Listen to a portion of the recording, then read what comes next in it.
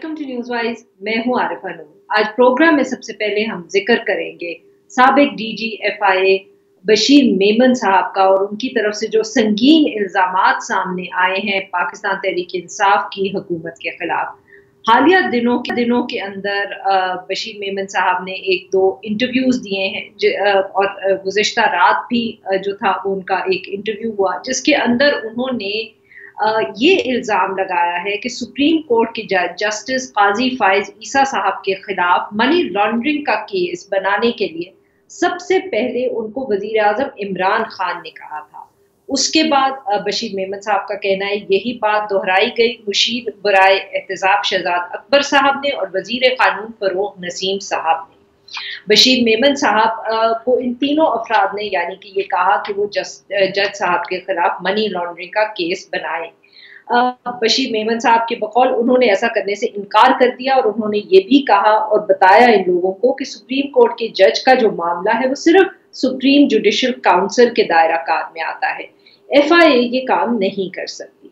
ये वाहिद इल्ज़ाम नहीं है जो बशीर मेमन साहब ने अपने इंटरव्यू के अंदर लगाया। इसके साथ साथ उन्होंने ये भी कहा कि उन पर मरियम नवाज साहिबा, शहबाज शरीफ साहब, ख्वाजा आसिफ साहब, राना सनाउल्लाह साहब, शाहिद खाकान अब्बासी साहब, मुस्तफ़ा नवाज खोखर साहब और इसफंदियार वली साहब समेत जो दीगर अपोजिशन के रहनुमा हैं उनके ऊपर मुकदमात बनाकर उनको गिरफ्तार करने के लिए भी हुकूमत की तरफ से दबाव था। बशीर मेमन साहब के जो इल्जामात ये सामने आए हैं उसके बाद शहजाद अकबर साहब और फरोग नसीम साहब ने इनकी न सिर्फ तरदीद की है बल्कि शहजाद अकबर साहब ने तो बशीर मेमन साहब को कानूनी नोटिस भी भेज दिया है। दूसरी तरफ अपोजिशन ने ऑब्वियसली बहुत हाईलाइट किया है इन इल्जामात को। मरियम नवाज साहिबा ने इसके ऊपर जब रद्द अमल दिया तो उन्होंने ये कहा कि अब ये साबित हो गया है कि वजीर आजम ऑफिस का नाजायज इस्तेमाल हो रहा है।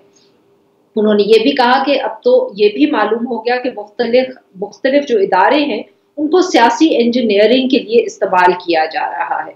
मरियम नवाज साहिबा ने ये मुतालबा भी किया कि हुकूमत की तरफ से ये जो केस बनाया गया या रेफरेंस भेजा गया जस्टिस काजी फाइज ईसा साहब के खिलाफ, इसके ऊपर एक इंक्वायरी कमीशन जो है वो जुडिशरी को तश्कील देनी चाहिए।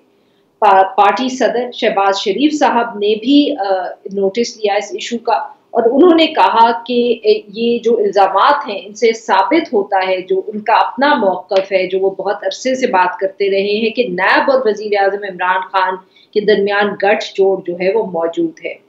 बशीर मेमन साहब के ये जो इल्ज़ामात हैं ये एक ऐसे वक्त में सामने आए हैं जब सुप्रीम कोर्ट जस्टिस काजी फाइज ईसा के खिलाफ जो सदारती रेफरेंस था उसको कलअदम करार दे चुकी है और साथ साथ जो उनके खानदान की जायदादों की तहकीकात के लिए एफबीआर को भेजा गया था मामला, उसकी भी नजरसानी की जो दरख्वास्त है उसको मंजूर कर चुकी है। नवाज लीग अब इस सारे मामले को किस तरह देख रही है और आने वाले दिनों पे इस हवाले से उनकी क्या हिकमत हो सकती है और साथ साथ क्या नवाज लीग जो है वो एक दफे फिर पाकिस्तान पीपल्स पार्टी और पीडीएम को मजबूत भी देखना चाहती है। इसके ऊपर बात करने के लिए आज हमारे साथ मौजूद है खुर्रम दस्तगीर खान साहब। ये नायब सदर हैं पाकिस्तान मुस्लिम लीग नवाज के और साबिक वफाकी वजीर। Welcome to the show sir. जी खुर्रम साहब, सर बहुत हम कह सकते हैं कि बशीर मेमन साहब का जो इंटरव्यू हुआ बहुत उस पर चर्चा है उसका, काफी जिसको कहते हैं ना सियासत के अंदर वो जो रिपल्स क्रिएट हो गए हैं वो हो गए हैं। पर सर ये जो एक इंक्वायरी कमीशन का मुतालबा आज मरियम नवाज साहिबा की तरफ से आया है, क्या ये हम समझे कि उनका जाती ख्याल है या ये जमात की तरफ से एक मुतालबा है और अब आप सब लोग जो है पाकिस्तान मुस्लिम लीग नवाज के प्लेटफॉर्म से इसका मुतालबा करेंगे? बशीर मेमन साहब ने कल अपने इंटरव्यू में एहतसाब की कब्र पर फातिहा पढ़ी है, लेकिन वो कब्र खोदी इमरान खान ने खुद थी, जिसमें अब ये एक ऐसा केस है जिसमें शवाहिद और सबूत पहले आ गए थे, हालात व वाक़ियात पहले आ गए थे और उस पे कल एक केस जो है वो बशीर मेमन ने बिल्ड कर दिया। तो आप नाज़रीन के लिए ये जानना जरूरी है कि ये सारे जो इश्यूज थे, मसलन जब बशीर मेमन ने इनकार किया काजी फाइज ईसा के खिलाफ प्रोसीड करने से, तो उसके चंद माह बाद वो रेफरेंस फाइल हुआ और वो रेफरेंस जो है वज़ीर आज़म के दस्तखतों से सदर को भेजा गया और सदर ने उसको फाइल किया। तो लिहाजा इसमें कोई शक नहीं कि जो बात मेमन साहब ने की है कि वज़ीर आज़म का दफ्तर इस्तेमाल हुआ सुप्रीम कोर्ट के जज के ऊपर एक गैर कानूनी केस, उनकी निगरानी, उनके जो जाती फाइनेंशियल मामलात हैं उसको देखने के लिए। तो ये जो कंस्पिरेसी है और जैसे हम कह सकते हैं अब्यूज ऑफ पावर है, ताकत का गलत इस्तेमाल, ये अब वाजे उसके ऊपर सारा जो केस है वो बिल्ड हो गया। इसी तरह जो है जो तमाम अपोजिशन के अरकान, जिसमें मुझ नाचीज का नाम भी शामिल है, तो उनके खिलाफ जो प्रोसीडिंग्स हुई हैं उस बशीर मेमन के उस वाकये के बाद, वो सारे लोग पकड़े गए। शाहिद खान अब्बासी भी, नवाज शरीफ, शहबाज शरीफ, हमजा शहबाज, मरियम नवाज, एहसन इकबाल, राना सनाउल्लाह, ख्वाजा आसिफ जो हैं, ख्वाजा साद रफीक, ये सब लोग, खुर्शीद शाह अभी तक जो हैं वो तहवील में हैं। तो ये तो मेमन साहब ने सिर्फ वो चीज जाहिर की है कि ये सारी जो गिरफ्तारियां हैं इनका असल सोर्स क्या है और इनका जो असल मंबा है वो वज़ीर आज़म की अपनी एक मैं उसे आमराना और फाशिस्ट सोच कहूंगा कि अपने मुखालिफिन को, चाहे वो जज हो, चाहे वो सियासतदान हो, चाहे वो मीडिया में हो, उसको पकड़ के अंदर दे दो, बाद में देखा जाएगा, हम उसे करेंगे। तो इसके लिए जो मुतालबा किया है वो पार्टी का मुतालबा है, लेकिन सबसे पहले जो हमारा मुतालबा होगा ये कि सुप्रीम कोर्ट आज खुद अपनी जो उस अदलिया के ऊपर जो असॉल्ट की है वजीर आजम हाउस की तरफ से, जो इंतजामी सतून है रियासत का, उसकी तरफ से जो हमला हुआ है अदलिया के ऊपर, उसकी सुप्रीम कोर्ट को सबसे पहले जरूर इंक्वायरी करनी चाहिए कि इसका सोर्स क्या था, क्योंकि अब एक कॉम्प्रिहेंसिव फैसले आ गए हैं।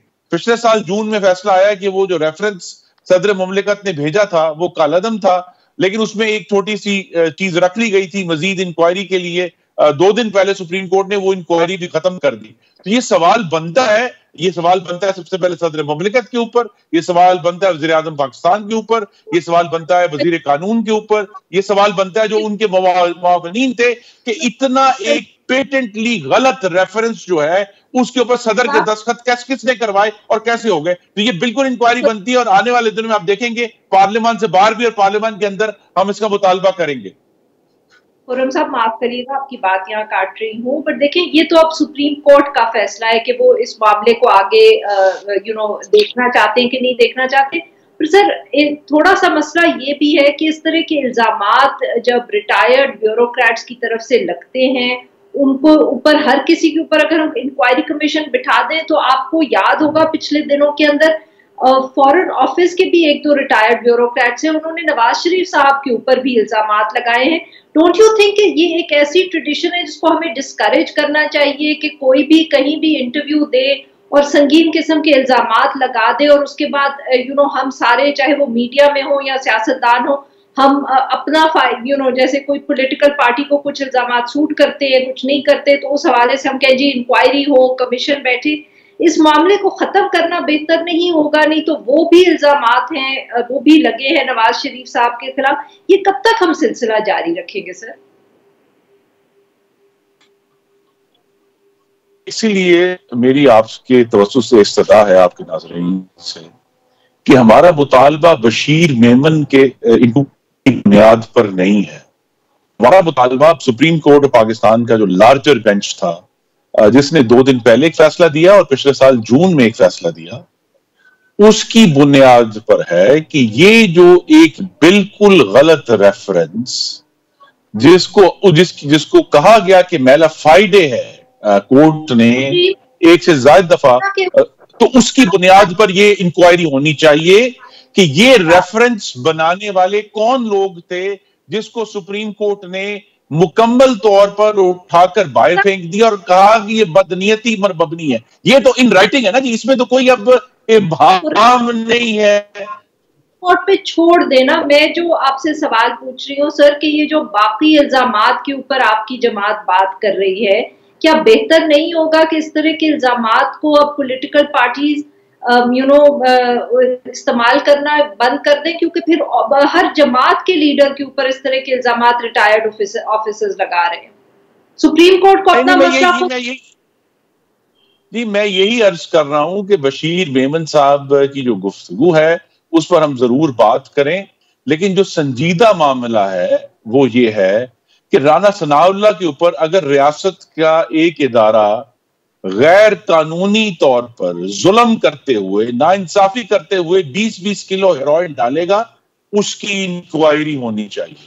شاہد عباسی کو اگر 8 مہینے آپ جیل میں ڈال دیں گے بغیر کسی ثبوت کے، شواہد کے، مفتاح اسماعیل کو ڈال دیں گے، حمزہ جو ہے شہباز کو ڈال دیں گے، انکوائری اس کی ہونی چاہیے. تو میں تو حقائق جو ہیں ان کی انکوائری کی بات کر رہا ہوں. بشیر میمن کی جو باتیں ہیں وہ اس نے صرف انہوں نے جو ہے اسینشلی تصویر کو مکمل کیا ہے، پر آلریڈی تصویر موجود ہے کہ عمران خان نے اپنے دور حکومت میں کس طرح اداروں کا اور اپنی طاقت کا غلط استعمال کرتے ہوئے میڈیا کو، عدلیہ کو اور اپوزیشن کو کس طرح اپنے انگوٹھے کے نیچے دبانے کی اور مسلنے کی کوشش کی ہے. سپریم ہے جو باسط صاحب نے الزامات لگائے نواز شریف صاحب پہ، وہ بھی تو پھر وہی ہے نا. بہتر یہ نہیں ہے کہ الزامات پہ بات کرنا چھوڑ دیں ہم لوگ؟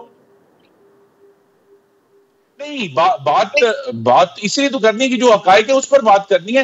بشیر میمن صاحب نے اسینشلی ایک تصویر جو جگسا پزل تھا اس کے آخری پیسز پرووائڈ کر دی ہیں. یہ سارا معاملہ کہاں سے اٹھا تھا، لیکن انکوائری ابھی بھی یہ ہونی ہے کہ فائل.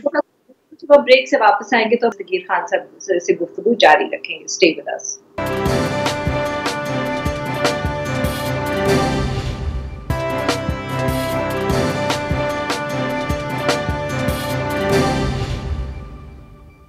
ویلکم بیک ناظرین. ہم گفتگو کریں خرم دستگیر خان صاحب سے، اور ہم ان سے بات کر رہے ہیں جو بشیر میمن صاحب کے سب الزامات تھے، اور ساتھ میں پی ٹی ایم اور پاکستان مسلم لیگ نواز اور پاکستان پیپلز پارٹی کے حوالے سے. خرم صاحب، لگ رہا ہے کہ آپ لوگوں کا کچھ اب جو ایک لہجہ تھا، سخت لہجہ تھا پاکستان پیپلز پارٹی کے خلاف، اس میں کچھ نرمی آ گئی ہے. مریم نواز صاحبہ بھی اب اتنی سخت گفتگو نہیں کر رہی جیسے پچھلے دنوں میں ہم نے کچھ دیکھی. اور ساتھ میں آج یہ بھی اطلاعات آ رہی تھی کہ مولانا فضل الرحمان صاحب جو ہیں he's in touch with Pakistan Peoples Party and ANP، اور ہو سکتا ہے کہ وہ کچھ چینلز یہ بھی رپورٹ کر رہے تھے کہ وہ اگلی جو پی ڈی ایم کی ملاقات ہوگی، اس کے اجلاس ہوگا، اس میں وہ شرکت بھی کریں گے. یہ بڑی خوش آئند بات ہے، اور غالباً رمضان المبارک کی رحمت ہے کہ اس نے سب کو یہ وقت دیا کہ وہ جو تلخیاں تھیں ان سے آگے بڑھیں اور اس پر غور کریں کہ اصل مقصد تو جو پی ڈی ایم نے 20 ستمبر 2020 کو اپنے 27 نکاتی اعلامیہ میں لکھا تھا، اس کے اوپر ہمیں اکٹھا ہونا ہے اور اس پر بات کرنی ہے. یہ اوے اور سینٹ کا الیکشن اس نے ہمیں ڈسٹریکٹ کیا ہے اپنے اصل مقصد سے.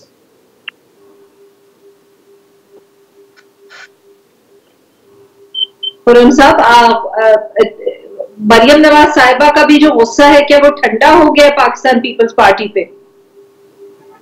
نہیں، وہ غصہ تو وقتی طور پہ ایک ضرور اٹھتا ہے مختلف گفتگو کی بنیاد پہ، لیکن اب جب کہ ہم سب کو موقع ملا ہے کچھ دن اس پہ غور کرنے کا، تو مجھے یہ امید ہے کہ سینئر ہیڈز ول پریویل، اور ہم انہیں پیپلز پارٹی کو بھی اور اے این پی کو ساتھ لے کر چلیں گے. اے این پی خاص طور پہ کبھی بھی استعفوں کے معاملے پہ وہ پیچھے نہیں ہٹے، تو ان پہ سے ضرور دونوں پارٹیوں کو پی ڈی ایم میں شامل کر کے ہمیں آگے بڑھنا چاہیے، کیونکہ مقصد جو ہے وہ پورے پاکستان کا ہے، چاروں صوبوں کا ہے، اور پی ڈی ایم اس کی نمائندگی کرتی ہے. تو ہمیں ہر صوبے کو ساتھ لے کر چلنا ہے. ایک وقتی طور پہ ضرور سیٹ بیک ہوا تھا، لیکن مجھے یہ امید ہے کہ اب جب کہ مسلم لیگ نون کے صدر شہباز شریف بھی موجود ہیں یہ ساری گفتگو اور کوارڈینیشن کرنے کے لیے، تو اب بہتر طریقے سے مولانا فضل الرحمان کی قیادت میں یہ سب جماعتیں ایک بار پھر اکٹھی ہوں. تو خرم صاحب، پچھلے دنوں مریم نواز صاحبہ نے ایک انٹرویو بھی دیا، اس کا بہت چرچا ہو رہا ہے. انہوں نے اس کے اندر یہ بھی کہا کہ وقت دینا چاہیے حکومت کو، ہم نہیں چاہتے کہ ان کو کوئی کسی قسم کی ایکسکیوز دیں for their lack of delivery. تو کیا اب ہم یہ سمجھیں کہ پاکستان مسلم لیگ نواز نے بھی استعفوں کے اوپر اپنا موقف تبدیل کر لیا؟ نہیں، بالکل بھی نہیں. انہوں نے اس کی وضاحت بھی کر دی ہے کہ اگر ان کی ذاتی جو اگر ترجیح تھی کہ عمران خان اپنی حکومت پوری کرتے تاکہ پوری قوم کے اوپر آشکارا ہو جاتا، جو ہم نے سرکس کل بھی دیکھا ہے بشیر میمن والے معاملے میں، ایک فاشسٹ سرکس ہے جس نے پاکستان کے عوام کو بھوکا کر دیا ہے، بے روزگار کر دیا ہے، اپنے مستقبل کے بارے میں پریشان کر دیا ہے، ہماری سرحدوں کو غیر محفوظ کر دیا. لیکن یہ جو اس وقت صورتحال پاکستان کی معیشت کی ہے، پاکستان کی خارجہ پالیسی کی ہے، وفاق کی ہے، وہ ہمیں فورس کرتی ہے کہ ہم عوام کی آواز بنیں اور اس فاشسٹ نالائق اور نااہل حکومت سے عوام کی جان چھڑائے. تو ہمارا جو مطالبہ ہے ریزگنیشنز والا اپنی جگہ پر قائم ہے، اور یہ بھی مطالبہ ہے کہ فوری طور پر صاف شفاف اور مداخلت سے پاک انتخابات کروائے جائیں تاکہ پاکستان کے عوام حقیقی طور پر اپنی نمائندہ حکومت کو منتخب کر سکے. تو خرم صاحب کیا ہم یہ سمجھیں کہ اگر Pakistan Peoples Party P D M میں واپس آتی ہے تو پھر آپ لوگ ان سے دوبارہ استعفوں کی بات کریں گے اور ایک دفعہ پھر یہ کوشش کی جائے گی کہ استعفے جو ہے وہ پی ڈی ایم دے پارلیمنٹ سے تاکہ ایک دباؤ یا مومنٹم بنے فار الیکشنز؟ جی یہ بات ضرور ہوگی. پیپلز پارٹی نے بھی اپنی طرف سے کبھی بھی یہ نہیں کہا کہ ہم بالکل استعفے دینے کے لیے تیار نہیں. وہ ایک وقت کے اوپر ضرور اختلاف ہوا تھا. ابھی فی الحال تو خیر فوکس فوری طور پر بجٹ سیشن میں ہوگا، اور اگر ایک کوشش کی جائے گی مشاورت کے ساتھ لائے عمل بنانے کی کہ اگر بجٹ سیشن میں کوئی موقع بنتا ہے، جس کے اب جہانگیر ترین گروپ بننے کے بعد بڑے امکانات واضح ہو گئے ہیں کہ کیا حکومت کو ایک جو منی بل ہے، جو فائنانس بل رہے گا اور مرکز میں بھی، کیا کوئی ایسے امکانات بنتے ہیں کہ حکومت کو شکست دی جا سکے، کیونکہ اگر پر حکومت ناکام ہوتی ہے تو پھر انہیں استعفیٰ دینا پڑے. خرم صاحب کیا آپ کی جماعت جو ہے جہانگیر ترین گروپ کے ساتھ کوئی رابطے آپ کے ہیں؟ کیا آپ لوگ ان سے بات کر رہے ہیں؟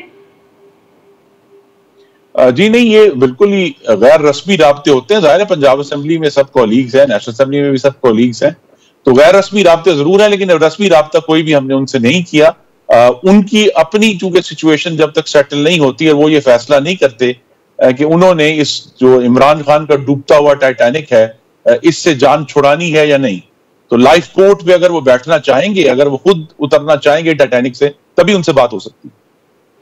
بہت بہت شکریہ خرم صاحب، آپ نے ہم سب کی ناظرین یہاں پہ لیں گے ایک چھوٹا سا بریک کو. جب ہم بریک سے واپس آئیں گے تو ہم بات کریں گے جو حکومت نے ایک دفعہ پھر یو ٹرن لیا اور فیصلہ تبدیل کیا او اور اے لیول ایگزامز کے حوالے سے. اسٹے ود اس.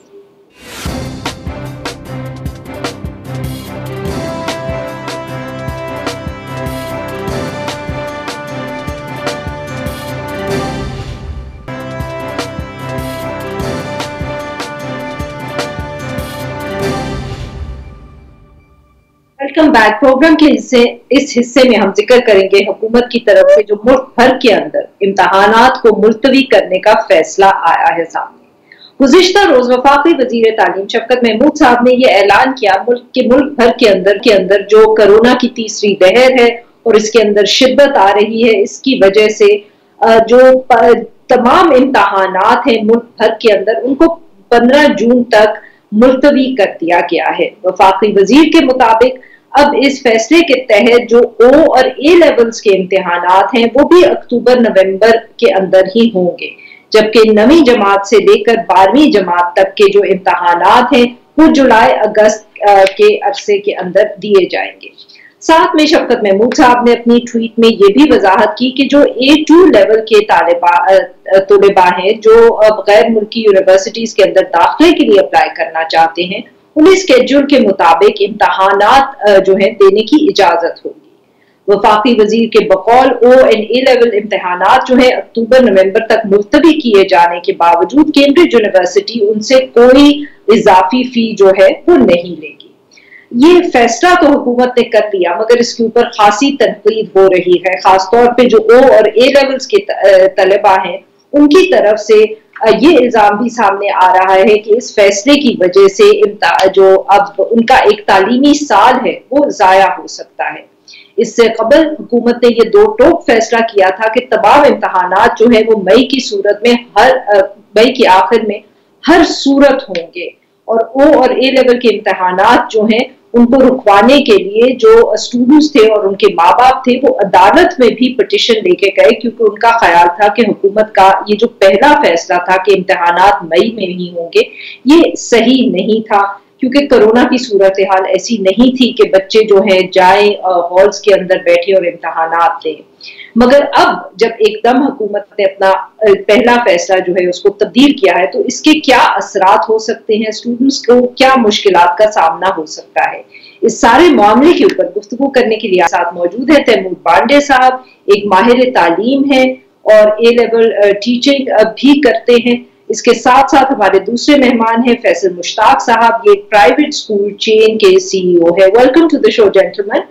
جی فیصل صاحب، سر آپ کس طرح دیکھ رہے ہیں جو حکومت کا فیصلہ ہے، یہ میں کہہ سکتی ہوں فیصلے ہیں، پہلے وہ یہ کہہ رہے تھے کہ کوئی صورت نہیں ہے، کوئی ضرورت نہیں ہے امتحانات کو ڈیلے کرنے کی، اور پھر اچانک راتوں رات انہوں نے فیصلہ کیا کہ امتحانات جو ہیں وہ ملتوی کر دیے جائیں۔ دیکھیں، میں سمجھتا ہوں کہ یہ ایک لیٹ ڈیسیجن ہے۔ حکومت پاکستان کو ریئلائز کرنا چاہیے تھا کیمبرج کے ساتھ ان کی کمیونیکیشن پہ 17 اپریل تک وہ قوم کو اسکول بیسڈ اور ٹیچر اسسٹ گریڈز پہ ڈال سکتے تھے۔ ابھی کووڈ کی سچویشن بہرحال اس ٹائم اپریل کے شروع سے ہی نازک تھی اور ہمیں پتا تھا پرولنس ریٹ جو ہے وہ اوپر جا رہا ہے۔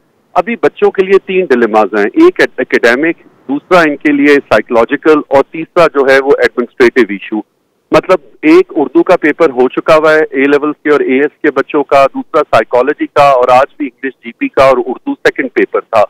تو دیر از ایبسولوٹ کنفیوژن۔ اب اس میں یہ ہے کہ ابھی ہمیں کیمبرج سے اور برٹش کاؤنسل کے تھرو ڈیمانڈ کرنا چاہیے کہ بائی ایٹ لارج اب بچے جو ہیں وہ اسکول اسیس گریڈ سیکس جن کو کہتے ہیں اور ٹیچر اسیس گریڈ ڈیمانڈ کر رہے ہیں۔ میرا خیال ہے کہ یہ ان کی ڈیمانڈ لاجیکل ہے۔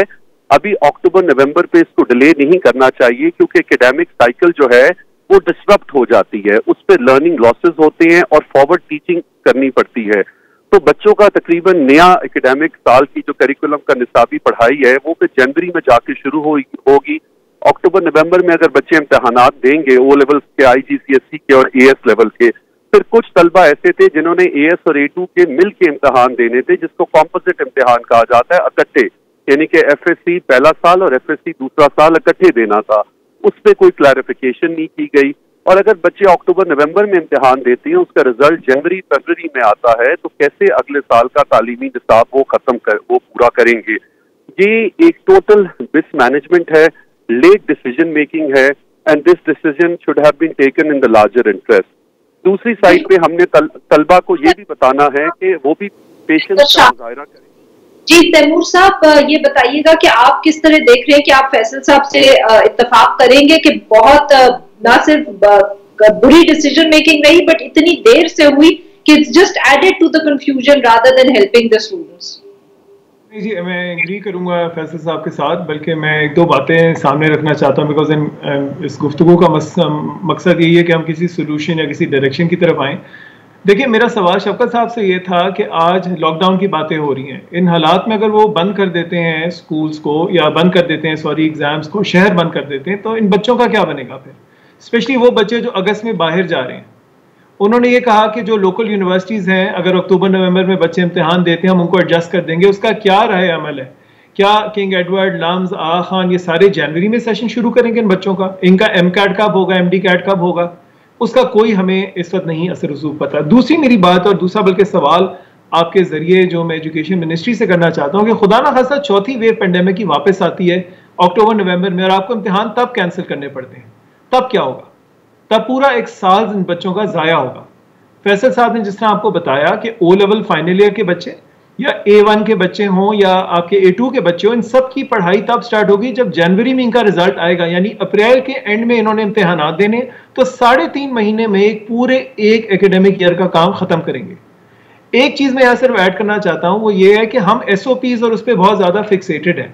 ایک تو ایگزام فکسیٹڈ تو ہم ہیں ہی، SOPs کے علاوہ بہت سارے مسئلے ہیں۔ ہمارے یہاں مینٹل ہیلتھ ایشوز ہیں، ہمارے یہاں فزیکل ہیلتھ ایشوز ہیں، لوگوں کے گھروں میں ڈیتھس ہوئی ہیں بیکاز آف کووڈ، نوکریاں گئی ہیں والدین کی، پیسوں کا آنا جانا کم ہوا ان حالات میں۔ ان حالات میں ہم ان بچوں کو زبردستی اٹھا کے امتحانات کی طرف لے کے جا رہے ہیں۔ وہ امتحانات جو باقی ممالک کو جب آپشن ملی گئی تھی تو انہوں نے اسکول اسیس گریڈز کو آپٹ کیا تھا۔ یہ صرف کیمبرج کے ساتھ نہیں ہو رہا بائی دی وے، یہ IB کے ساتھ بھی ہو رہا ہے۔ ان کو بھی آج ایک تھریٹ دے دی گئی ہے کہ اگر امتحان نہیں دیا گیا تو آپ کو IBCC ایکویولنس نہیں دے گا۔ پھر ہمارے بورڈ انٹرمیڈیٹ کے بچے ہیں، ان کا کیا قصور ہے؟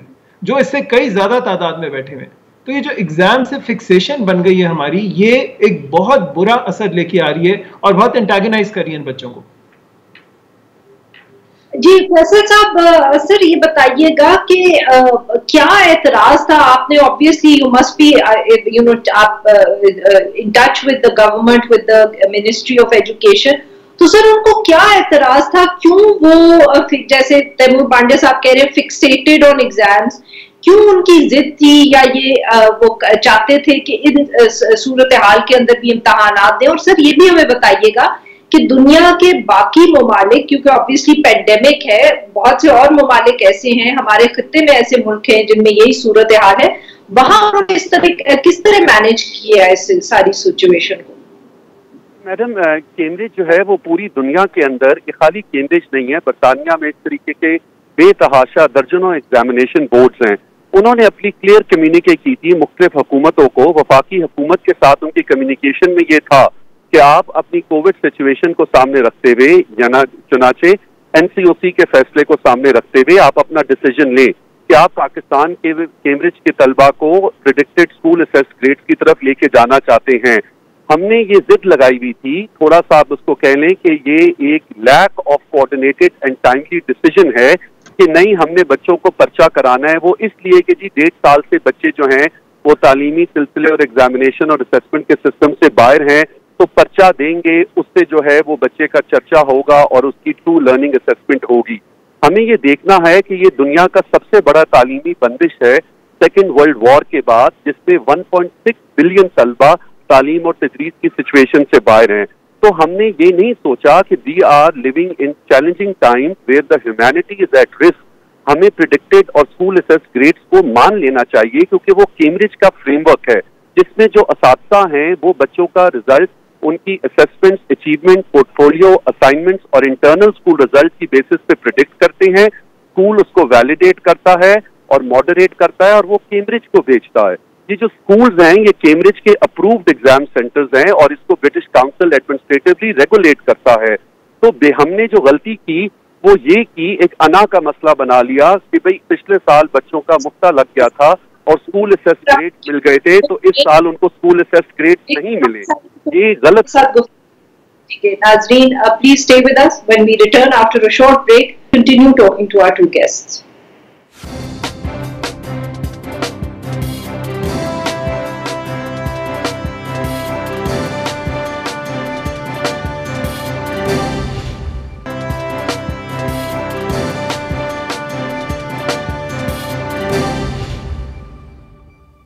ویلکم بیک ناظرین. ہم گفتگو کر رہے تھے تیمور پانڈے صاحب سے اور فیصل مشتاق صاحب سے, اور ہم ان دونوں سے بات کر رہے ہیں جو حکومت نے آخری منٹ پہ فیصلہ کیا ہے امتحانات کو ملتوی کرنے کا.